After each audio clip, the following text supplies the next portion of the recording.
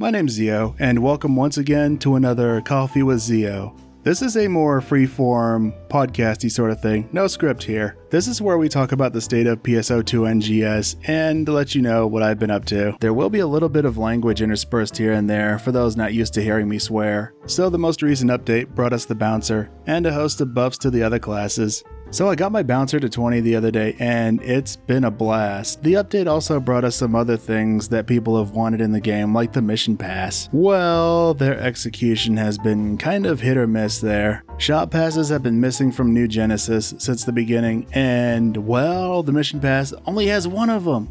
The shop passes were how the free-to-play folks participated in the economy, and it was a shame to see those go. It is nice to see the mission pass return though. They always tended to have some cool stuff in there. A lot of classes got some much needed buffs, especially gunners and tectors. Gunner feels really good now. Let's see, they buffed chain trigger, they changed the animation cancel timing for normal attacks, they increased the range on stylish roll arts during chain boost. They also eased the cancellation timing for Aimless Rain and Bullet Rave. I've really been enjoying Gunner so far in NGS, even with its issues. They fixed a number of the issues that I had with it in base PSO2, like how Chain Trigger worked. I've been enjoying Tector a lot lately, and that got some pretty nice buffs to it as well. They did some really nice things here. But the elephant in the room is still there. More content, more stuff for us to do. I feel like Battle Dia is a step in the right direction. It doesn't give us any new rewards though. It may not be entirely what we wanted, but hey, it's a step in the right direction.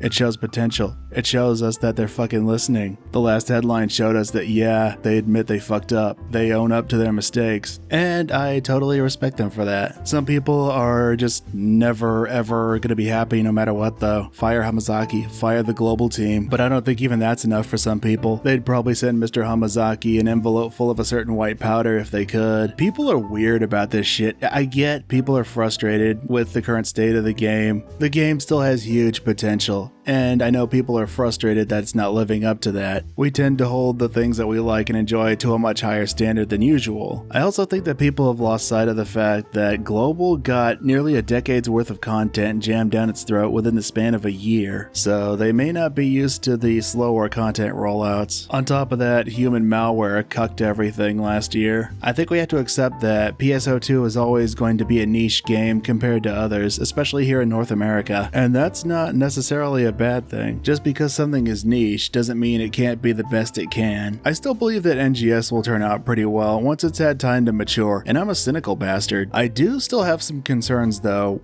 once they roll out more regions, like with gathering materials and alpha reactors. The more regions we have to explore, the more shit we gotta farm every day. But I imagine the higher rarity gear won't even use the stuff we farm in Alio. Like I suspect 5 to 8 star gear will have upgrade materials that you farm and read them, and 9 to 12 whatever will be in the other regions that they roll out later on. I suspect the same thing for level ranges too. So what else have I been up to? Well, I've been playing Final Fantasy XIV, getting ready for Endwalker. Really looking forward to Reaper there. If I end up not liking it, I can always go back to Samurai. Then there's also Gunbreaker and Red Mage, fucking Res Mage, oh god.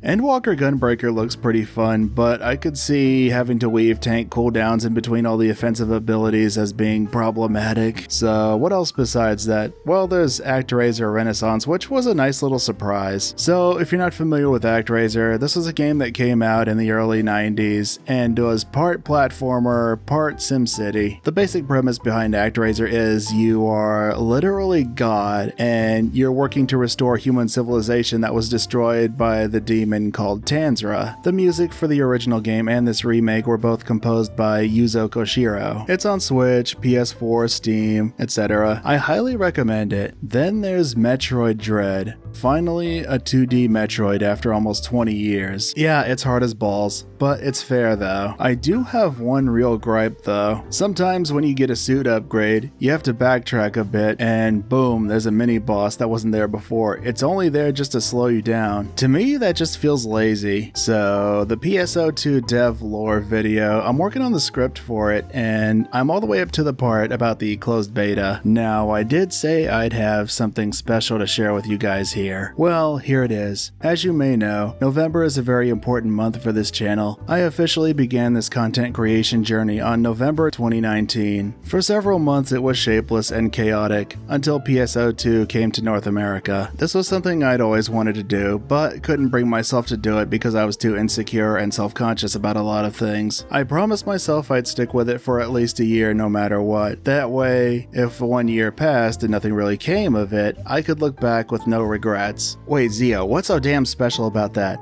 Well, we're gonna be doing a giveaway. Well, 3 of them actually. So, what are we giving away? Well, we're giving away 3 $50 Steam gift cards. We're gonna be giving away one each week on stream in November. Well, besides Thanksgiving week, since I'll be out of town visiting family. So here's how you enter. You pop on over to twitch.tv/Zeomantic. Now when you follow, you'll get 200 Meseta, which you'll use to purchase tickets on the days of the giveaways. You accrue more Meseta by hanging out and chatting in the streams. Anyone has a shot here, new or old. I'd always wanted to do something like this, but wasn't sure just how or what. I initially wanted to give away copies of Endwalker, but then realized not everyone's into Final Fantasy. At the same time, I wanted to do something special to commemorate this milestone as my way of saying thank you for the continued support. So anyway, what are you guys looking forward to? Hype for Endwalker? December update? Could this be the NGS redemption arc? You know how much I love chopping it up with you guys in the comment section and on the streams. As always, thank you guys so much for watching and for the continued support. I hope you have a great rest of your day, and remember, to thine own self be true. Until next time, farewell.